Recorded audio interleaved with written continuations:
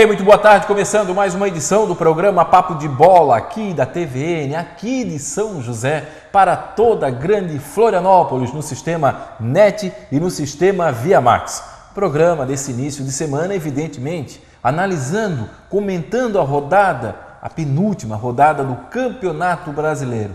Para quem é contra pontos corridos, para quem acha que deve ter final, semifinal, meu amigo, é muita emoção. Emoção em toda a tabela, da parte de cima, parte da Libertadores, a parte intermediária e, acima de tudo, na parte de baixo. E com um detalhe, a última rodada, só clássicos, ou seja, emoção à flor da pele. Muito boa tarde, professor Renato Pires. E aí, tu é contra essa fórmula ou não? Boa tarde, Fábio. Boa tarde, espectadores da TVN. Pelo contrário, sou a favor e vai ser muito interessante. Imagina, Atlético e Cruzeiro, com o Cruzeiro podendo ser o Atlético rebaixar o rival. Corinthians e Palmeiras, o Palmeiras podendo tirar o título do rival. O Avaí podendo tirar por enquanto o Figueirense está fora hoje, infelizmente, mas o Avaí podendo ganhar e eliminar de vez algumas chances. Do Figueirense. Não é um clássico. Atlético e Curitiba. Curitiba hoje na Libertadores. Se bem que olhando a tabela, para mim o Atlético já está rebaixado. Sim, eu acho que mesmo vencendo também, nas questões de desempate eu acredito ali... também, mas pode tirar o rival da Libertadores, pode. Por exemplo. Até nessa questão de ponto corrido, Renato, é muito assim, é uma questão muito séria. Isso deveria ser aplicado em todos os campeonatos brasileiros. Todos, sem distinção. Joga todo mundo contra todo mundo, quem chegar na frente é campeão, turno e retorno. Por merecimento, né? Por merecimento. Isso poderia valer para o catarinense, isso poderia valer para o gaúcho, para o carioca, enfim, é uma questão... Mas é legal também uma diferença para ter uma final, porque também o pessoal sempre foi acostumado... Mas tu é contra ou tu é a favor? Não, vai começar a semana coerente, não? A parte Tu acabou de dizer que era a favor. A parte do catarinense poderia ser com finais. Embora já tenhamos a Copa do Brasil, que são mata-matas direto até o fim. Renato, assim, deixa eu te falar. No brasileiro, esse era o argumento de quem era contra. Sim, direto. sim. Tem que ter final. Mas tu pode ter os dois tipos. Mas deixa eu te falar isso, deixa eu concluir. É isso que acontece. O brasileiro começou com aquela falta de final. Aos poucos, ampliaram a vaga para a Libertadores, criaram a Sul-Americana, criaram isso, criaram todo jogo vale. Hoje é emoção até o final. O que vai acontecer no Catarinense? Vamos falar aqui do Catarinense. No primeiro momento, nós vamos sentir sim falta de uma final, normal. Só que daí a federação, juntamente com a CBF, começa a criar elementos para que seja igual ao Campeonato Brasileiro. Que todo se vira, eles ganham muito bem. Por exemplo, diminui o Campeonato Catarinense, bota a Copa Sul-Minas, abre mais vagas para a Copa do Brasil. Então, por exemplo, hoje são quantos? São 10. São 10 catarinenses. O Figueirense, inclusive, pode entrar pelo ranking. Pode abrir outra vaga. São 10, não são 10? Então, claro, o primeiro, o segundo e o terceiro, ou o quarto, por exemplo, disputariam a Copa Sul-Minas. O quinto e o sexto dariam uma Copa do Brasil. E assim vai, é uma questão de apurar. Agora, eu sou a favor de pontos corridos. Sim. No Brasileiro, no Catarinense, no Carioca, no Paulista, aqui na Liga de São José, que é uma nova assessor de imprensa, faz todo mundo contra todo mundo, quem chegar na frente é campeão. É emoção, meu amigo, é emoção. O que a CBF fez? Para tirar esse problema de a equipe vai entregar, botou os clássicos e aí? Quem que vai dizer agora que a última rodada é xoxa? É isso. O único erro foi botar... Bom, no caso do Rio, que tem 4 times, não tem como fazer, porque tem hoje 2 estádios e o do Vasco, o Vasco não pode mandar em casa. Aí não é problema da CBF. Mas aí é regulamento. Aí é regulamento. Mas o ano que vem pode ser mudado, porque o time tem uma casa, o Vasco, como tem uma casa, pode Renato, daqui jogar. Pra frente, volta o Maracanã. Agora em São Paulo, por exemplo, que era a dúvida, era só mudar o retorno para o turno, porque no turno o Santos jogou com o São Paulo na Vila. E agora ia jogar em São Paulo, então era só mudar. Renato, então aí na final, no último jogo... Na vida você tem que tomar a primeira atitude. Claro. Depois você vai corrigindo. Porque você não vai conseguir ser perfeito quando você adota um plano. Você adota o plano, vai lapidando e vai corrigindo. O fato é que nós vamos ter muita emoção. Rapidamente aí os resultados do final de semana. Ceará 2, Cruzeiro 2, Atlético Mineiro 4, Botafogo 0, Figueirense 0, Corinthians 1, Flamengo 1, Internacional 0, Curitiba 1, Avaí 0, América Mineiro 2, Atlético Paranaense 1, Palmeiras 1, São Paulo 0, Fluminense 1, Vasco 2, Grêmio 2, Atlético Goianiense 2, Santos 1, Bahia 1. E rapidamente, Renato, vamos à última rodada? Tens aí a classificação? Vamos lá. Então vamos à última rodada, vamos lá. Domingo. Atlético e Curitiba, Atlético Goianiense e América Mineiro, Botafogo e Fluminense, Corinthians e Palmeiras, São Paulo e Santos, Vasco e Flamengo, Internacional e Grêmio, Bahia e Ceará, Cruzeiro e Atlético e Avaí e Figueirense. Tá certo. Vamos lá. Classificação.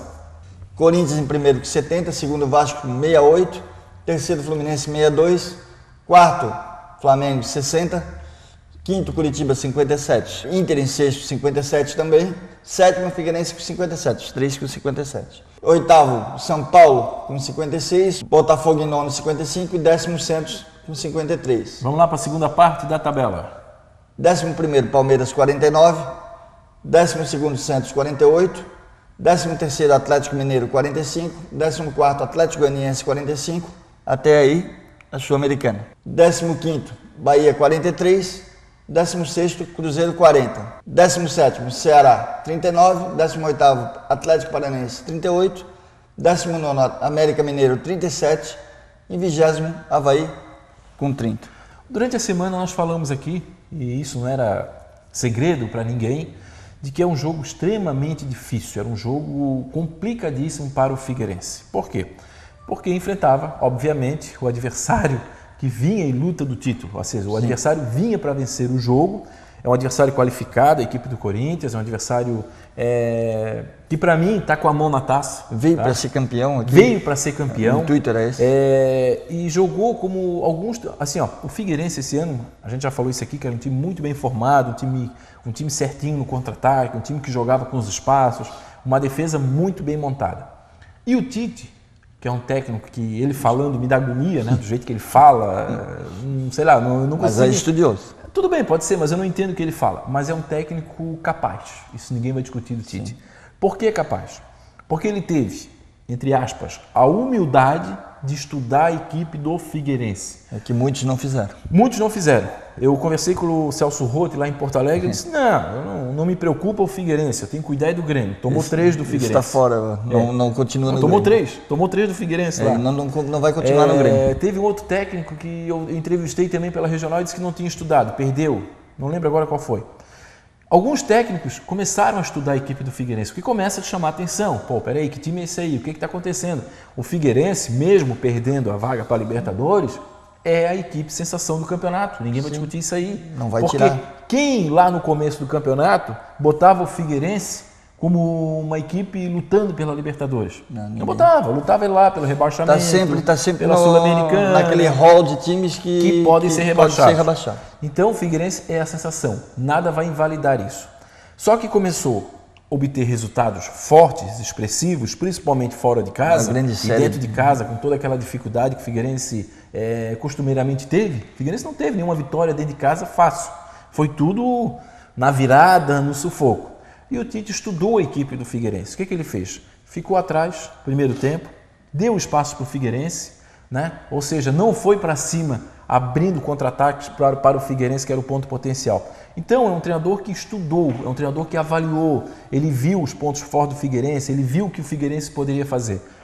O jogo, se você olhar assim, por cima do jogo, você vai dizer, pô, foi um jogo muito feio, foi um jogo no primeiro tempo com poucas possibilidades. Mas eu já vejo diferente. Eu vejo que foi um jogo premeditado, tanto por parte do Jorginho, que sabia a potencialidade do Figueirense, e quanto por parte do Tite, que sabia a potencialidade do adversário. Ou seja, foi um jogo de xadrez, foi um jogo em que os técnicos não deram espaço. Se respeitaram muito. Se respeitaram, mas se respeitaram dando espaço. Por quê? O Corinthians, saiu o Figueirense povoou o meio de campo, mas tinha 3 atacantes atuando. Ou seja, ele acabou prendendo os laterais, o Bruno e o Juninho, que é onde, como tu diz, é a válvula de escape do Figueirense. Então, Renato, a avaliação que eu faço do primeiro tempo de ontem é positiva e não negativa. Foi um jogo ruim. Não, foi um jogo muito bom. O Figueirense teve mais domínio, né? Figueirense teve domínio, Figueirense criou uma chance. Foram poucas chances, aquele lance da falta. Em cima do que eu estou falando. Foram 2 técnicos que estudaram os adversários. Mas o Nens jogou muito bem nas costas do próprio Fábio Santos.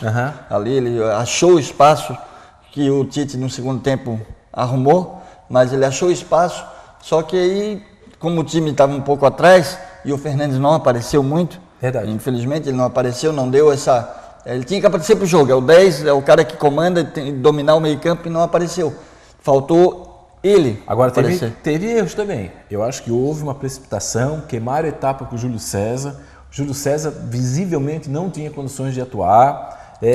São dois casos, né, Fábio? Ou joga agora, ou era o jogo. Renato, ele foi um jogador a menos em campo, Renato? Sim, mas era o jogo. Não, se ele Renato, tinha 60%, tinha que ir pro jogo. Ele não tinha 60%, Renato. Esse que é o Então detalhe. mas o que comentaram na rádio... O que comentaram? Falaram, Renato, o pessoal do Figueirense falou que Renato, ele tu vai tinha 60%. entrevistar o médico do Figueirense? Sim, claro. Ele vai dizer que tem condições. É óbvio, claro. Se tu for entrevistar o Zagallo hoje, ele vai dizer que o Ronaldinho, o fenômeno... Depois essas histórias aparecem, né? Exatamente, ele vai dizer que tinha condições de disputar. Sim, mas depois a final a com realidade França, aparece. Com a França, e todo mundo sabe que não tinha. Não. Ele entrou abatido. E foi o caso do Júlio César. Eu acho que deveria ter poupado ele, sim.